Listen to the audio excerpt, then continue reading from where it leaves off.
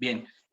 con nuestros cursantes, con nuestros participantes, a continuación vamos con la última ponencia. Se trata de la exposición de Yandri Lor.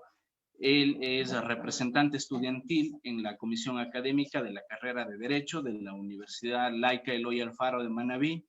Es además ayudante de cátedra de la materia de metodología de la investigación en dicha carrera. Él es miembro de Latin Juris Ecuador, representante para Ecuador de la Sociedad de Filosofía y Derecho Constitucional Apex Juris del Perú. Es articulista permanente de la sección jurídica de Diario La Hora, también representante del Consejo de Facultad de la carrera de Derecho de la Universidad Laica Eloy Alfaro de Manabí y egresado de esta carrera. Para nosotros es un gusto siempre seguir abriendo espacios, seguir generando oportunidades para que los jóvenes juristas, los estudiosos del derecho puedan compartir sus ideas, sus opiniones, sus experiencias, sus investigaciones, y consideramos que Yandri, que además forma parte del equipo de Latin Juris, cumple precisamente con esas condiciones, y él nos va a compartir los resultados de su investigación, precisamente en relación a un tema sumamente interesante en materia de justicia constitucional, como lo es la reparación integral. Estimado Yandri, muy buenas noches, bienvenido.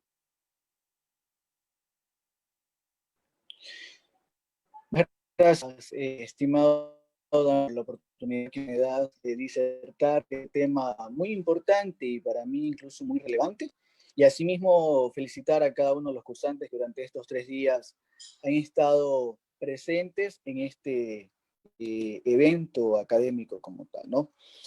El tema que les voy a tratar esta noche es sobre la reparación integral en materia constitucional. La reparación integral en materia constitucional, ya lo conocemos, busca o tiene objetivo lograr o también lo que se conoce la reparación de manera real. Para su materia constitucional es muy variada, es la reparación integral en materia, toda vez la reparación integral en materia constitucional busca devolver en su totalidad o al menos restituir en su integridad el derecho que ha sido afectado o que ha sido vulnerado, lo que muchas veces, como ya les indicaba, no se logra en materia penal. Entonces, ¿pero dónde nace esta figura de reparación integral? ¿Dónde tiene sus inicios? ¿Dónde tiene sus primeras apariciones? Y obviamente, ¿dónde primero es involucrada la misma? Tenemos que la figura de tiene sus primeras apariciones en la guerra en el conjunto de los tribunales de los jueces penales en vista de las desapariciones fuerzas más que es producto de la misma guerra, vieron la necesidad de otorgar a las víctimas, así como a sus familiares, una reparación que obviamente restituya aquella afectación jurídica a la que fueron parte y de la cual sufrieron. Esto, en materia ya de derecho internacional público, tenemos que la exigencia en reparar, obviamente, las consecuencias del ilícito cometido por parte de las entidades estatales recae exclusivamente en los estados, quienes en la mayoría de sus veces, pues obviamente deben de compensar por la violación que existió, pero para poder compensar por esta violación debe de existir un debido proceso y el cual obviamente conocemos que se debe demostrar la violación exclusiva que ha existido de dichos derechos. En ese sentido y en este marco como tal, tenemos que el Sistema Interamericano de Derechos Humanos, por muchos años, trataron casos donde se evidenciaba la vulneración de derechos por parte de los estados, y de allí que se determinara que debía de otorgarse una responsabilidad y de la derivación de dicha responsabilidad nace una reparación a favor, como ya lo estoy mencionando. Ahí también tenemos que la Corte Interamericana de Derechos Humanos, en diversos informes de fondo, pudo determinar que existen violaciones acreditadas y con ello puede dar una serie de recomendaciones a los estados para cada caso concreto, porque todos los casos son diferentes y obviamente necesitan un análisis diferente para este tipo de reparaciones integrales. No obstante, como ya les indicaba, estos análisis de fondo tienen un alcance general para casi todos los Estados miembros, y con ello se establecen dichas medidas, que era el tema de la reparación integral, para que pueda obviamente darse este tipo de reparaciones, la cual obviamente es recomendaciones de la Corte Interamericana de Derechos Humanos y que consecuentemente recae sobre los estados para la reparación de víctimas. De allí que, por otro lado, tenemos que cuando las víctimas ya comienzan a participar de manera activa en el tema de los procesos de reparación integral, esto ya se da con la reforma al reglamento mismo de la Corte Interamericana de Derechos Humanos en el año de 1996. En este año, es decir, en 1996, ya se formaliza la oportunidad de que los representantes de las víctimas y consecuentemente que hayan acreditado las afectaciones puedan demandar las medidas más apropiadas para su reparación. Esto ha repercutido en casi todos los estados para que pueda ser adoptado no solamente en cortes internacionales, sino que también en las cortes nacionales de diferentes instancias se pueda determinar tipos de reparaciones integrales. Ya para el año 2000, aún hablando en temas internacionales y antes de entrar a hablar ya directamente del contexto institucional de nuestro país, ya para el año 2000, la Organización de las Naciones Unidas como tal hizo un llamamiento en el cual hablaba de todos los estados dentro de su ordenamiento jurídico debían de establecer nuevos estándares y mecanismos de reparación, ya que se había demostrado que el daño como tal que sufrían las víctimas no solamente era material, sino también inmaterial o subjetivo en la víctima. De allí que la derivación de la violación de un solo derecho puede conllevar a que exista una serie de vulneraciones de otros derechos, que muchas veces, como lo acabo de explicar, no solamente va por el hecho material, sino que también tiene que ver ya con un hecho ya inmaterial propiamente dicho, ¿no? Y muchos de estos derechos, como tal, nacen del Sistema Interamericano de Derechos Humanos, como ya les mencionaba, en una adopción que se hace históricamente y que va marcada por el progreso de índole jurisprudencial que ha tenido tanto la Corte Interamericana de Derechos Humanos y así como la Convención Americana de Derechos Humanos. Ya para finalizar en el tema internacional, obviamente, y antes, recalcando, antes de entrar en el contexto ya interno, tenemos que el Convención Integral viene derivado del artículo 63.1 de la Convención Americana sobre Derechos Humanos. Y este, obviamente, otorga medidas como las siguientes: la investigación de los hechos, la restitución de derechos, bienes y libertades, la rehabilitación física, psicológica y social, la satisfacción mediante actos en beneficio de las víctimas, la no repetición de las violaciones, y por último tenemos la indemnización compensatoria por el daño material e inmaterial, que era lo que yo les comentaba, que se da esta reparación no solamente por el daño exclusivamente material de los hechos, exclusivamente material por la violación, sino también por los daños subjetivos o inmateriales que se presentan más adelante. Ya entrando en el plano interno de la legislación, tenemos que en el año 1998, con la anterior constitución, la misma recogía, pero de manera muy breve, las formas de determinar las afectaciones a derechos de índole constitucional y por ende sus formas de reparación. No es hasta el año 2008, con la entrada en vigencia de nuestra constitución actual y vigente a la fecha, donde ya se determinan nuevas formas de restablecer una reparación integral a las afectaciones y obviamente ya en materia jurisprudencial. De allí que, perdón, dentro de nuestra Constitución tenemos que en el artículo 86 nos dice las garantías jurisdiccionales se regirán en general por las siguientes disposiciones. Y en el numeral 3 establece que la jueza o juez resolverá la causa mediante sentencia y en caso de constatarse la vulneración de derechos, deberá declararla y ordenar la reparación integral, tanto material indemnizaciones positivas y negativas que deban cumplirse por esta vulneración generada. Incluso en el año 2000, con la entrada en vigencia de la Ley Orgánica de Garantías Jurisdiccionales y Control Constitucional, tenemos en el artículo 18 de la referida ley que bajo el principio de iura novi curia, esto es que el administrador de justicia, quien está en la capacidad de reconocer cuando existe un derecho constitucional vulnerado, hace que nos determina en el artículo 18, como ya les comentaba, lo siguiente: la reparación integral debe ser material e inmaterial. Debe de generar para las personas titulares del derecho violado el goce y el disfrute de este derecho que ha sido obviamente afectado, y consecuentemente se determina que de la manera más adecuada se debe de restablecer a la situación anterior a la violación. Ojo con esto último, se dice restablecer a la situación anterior a la violación, que era lo que yo les explicaba al inicio obviamente de mi intervención. Y dentro de los tipos de reparación como tal tenemos que la misma puede incluir la restitución del derecho vulnerado, la compensación económica o patrimonial que se haya generado por la pérdida de este derecho, la rehabilitación, la satisfacción, las garantías de que el hecho no se vuelva a repetir, la obligación de responsabilidad competente para que o las responsabilidades a las que hubiera lugar, y consecuentemente con ello sancionar como tal. Las medidas de reconocimiento, disculpas públicas, prestación de servicios públicos, la atención de la salud, entre otras, como tal que recoge este artículo 18 de la Ley Orgánica de Garantías y Control Constitucional, en donde dentro establece sobre las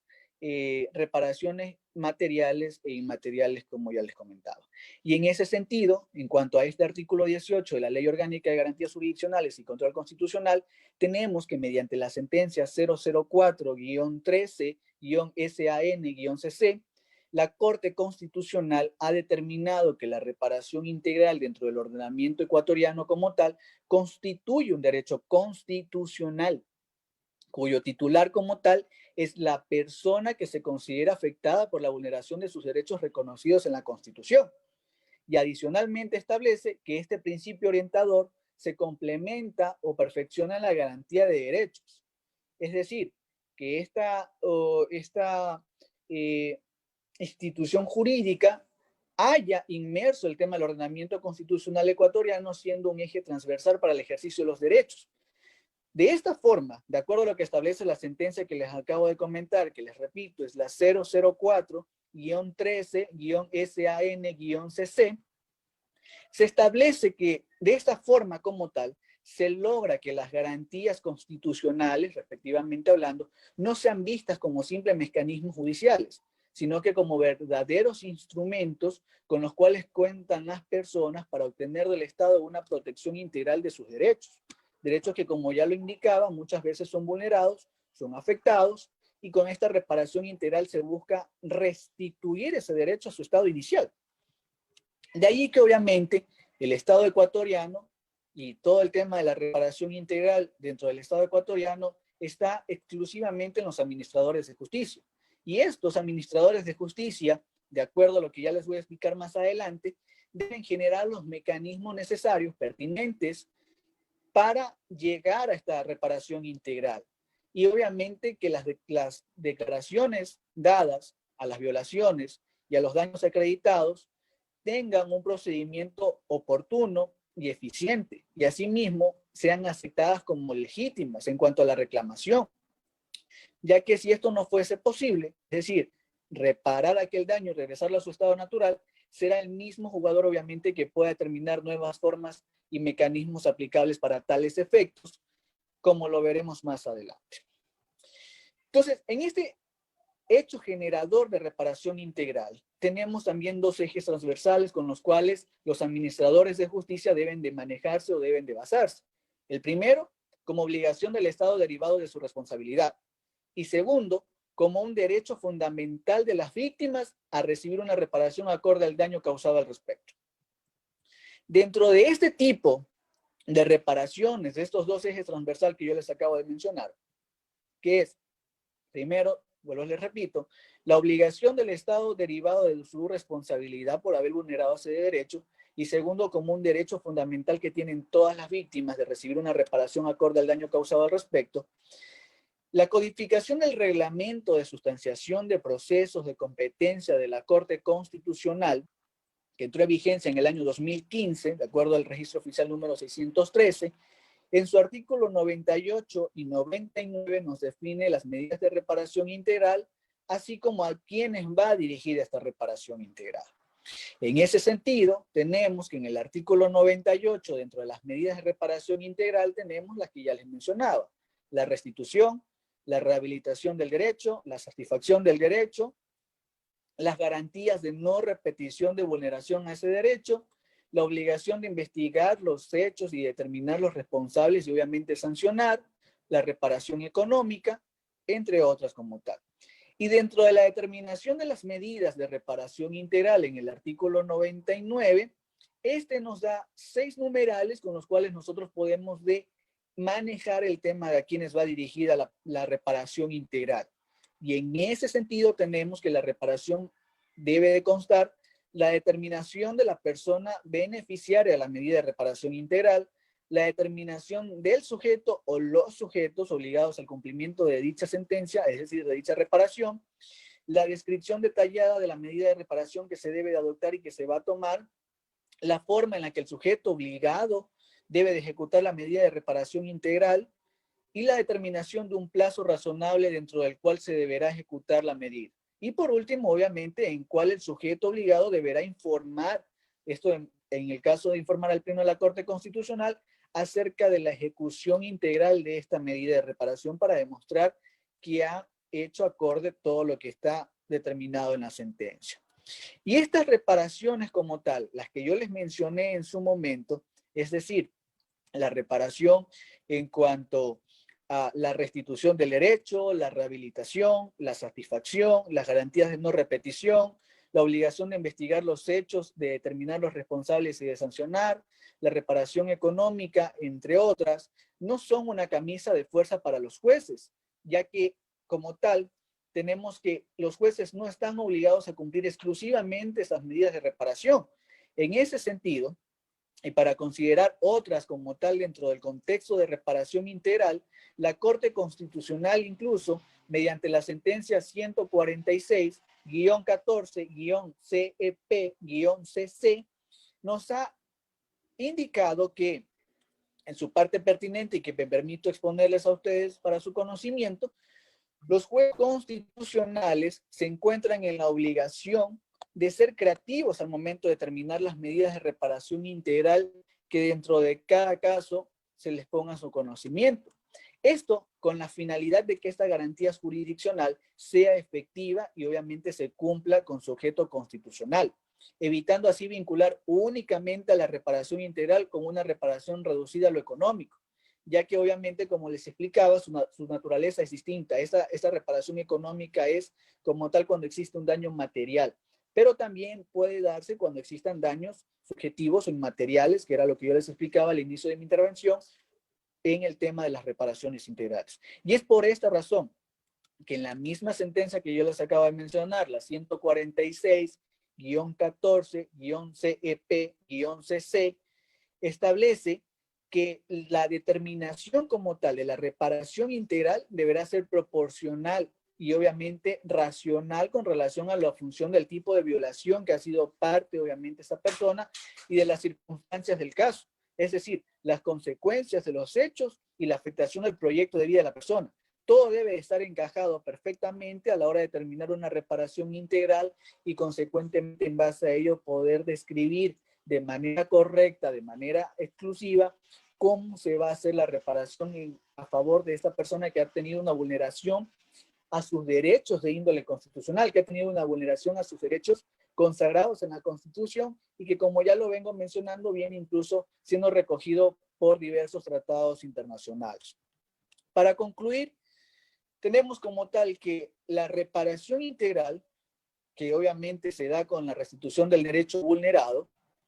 volverá consigo o devolverá consigo no solo el goce de los derechos que han sido vulnerados, sino que también traerán consigo una serie de consecuencias jurídicas favorables no solamente para la persona que recibe la restitución de su derecho, sino para aquellos casos análogos y vinculantes en su momento, porque esto obviamente ya se convierte en una jurisprudencia como tal en base de ya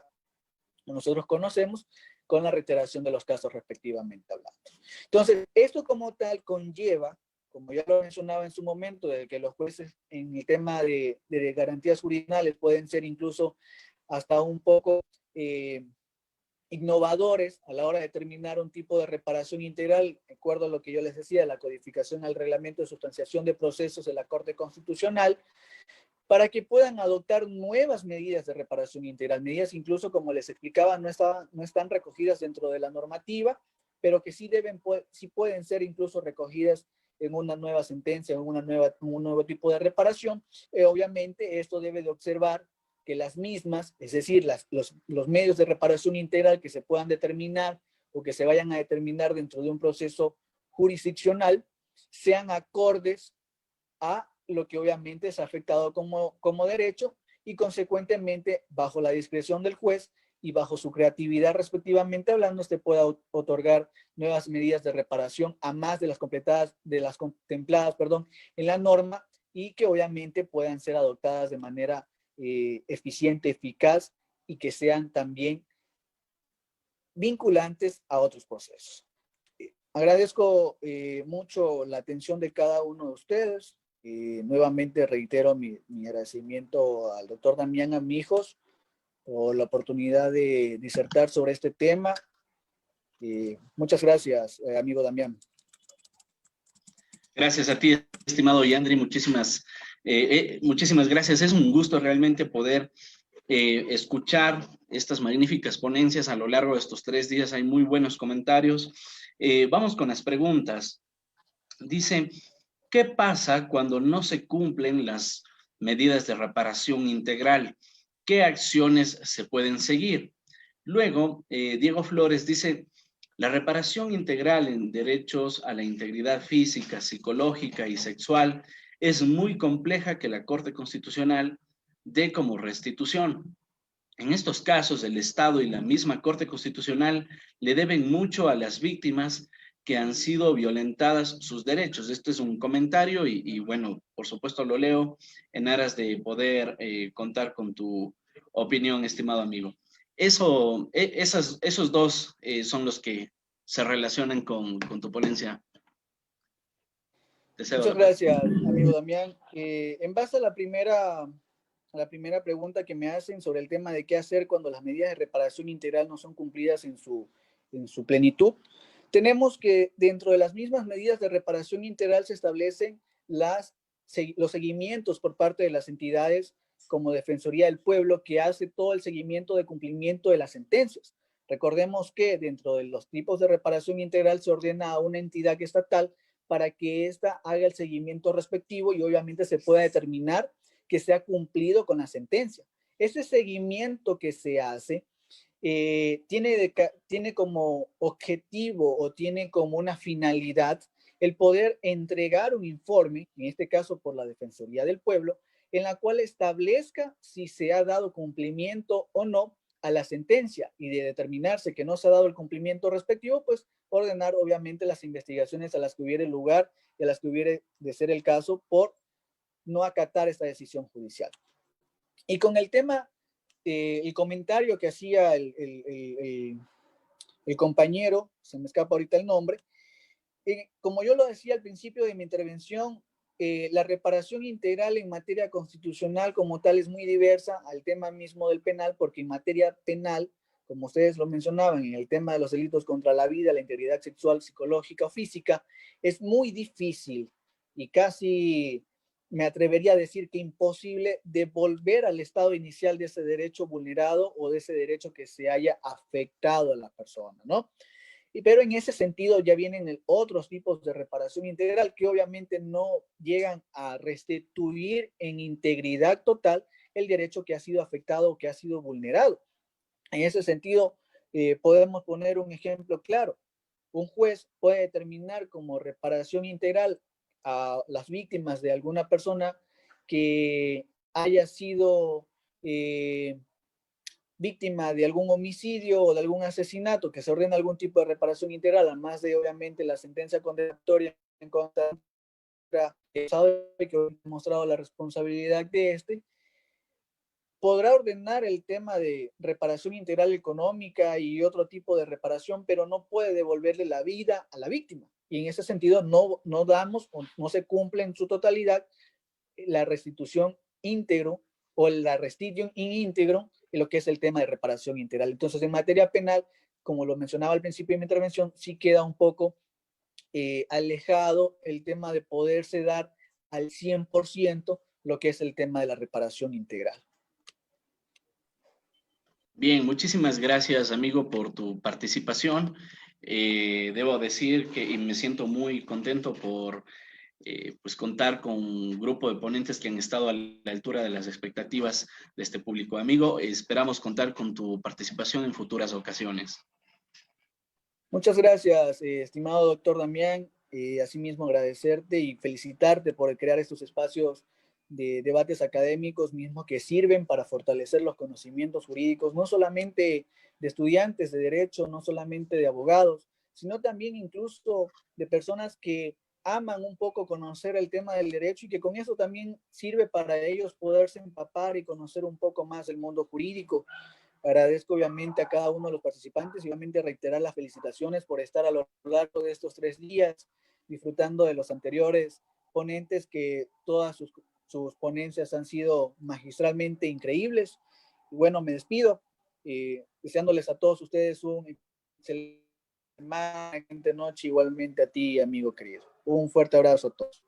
Muchas gracias, Yandri, y será pues hasta una próxima ocasión. Y con nuestros participantes, igualmente les extiendo mis palabras de agradecimiento. Para nosotros ha sido motivo de muchísima satisfacción saber que recibimos muy buenos comentarios, muy buenas preguntas, que a lo largo de estos 3 días del Congreso, por los 12 años de vigencia de la Constitución que se cumplen el próximo 20 de octubre,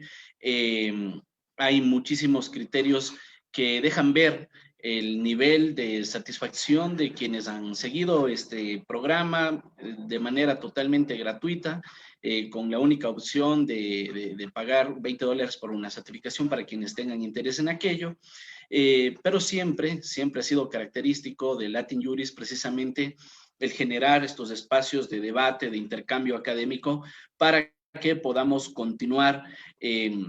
interrogándonos, para que sigamos generando esa inquietud, esa duda que nos motive a investigar, a pensar en alternativas para mejores días para nuestro país. Y aprovechando este contexto, estimados participantes, quiero invitarles a todos ustedes para que a partir de la próxima semana nos acompañen en este próximo evento académico, el penúltimo evento que vamos a realizar en este año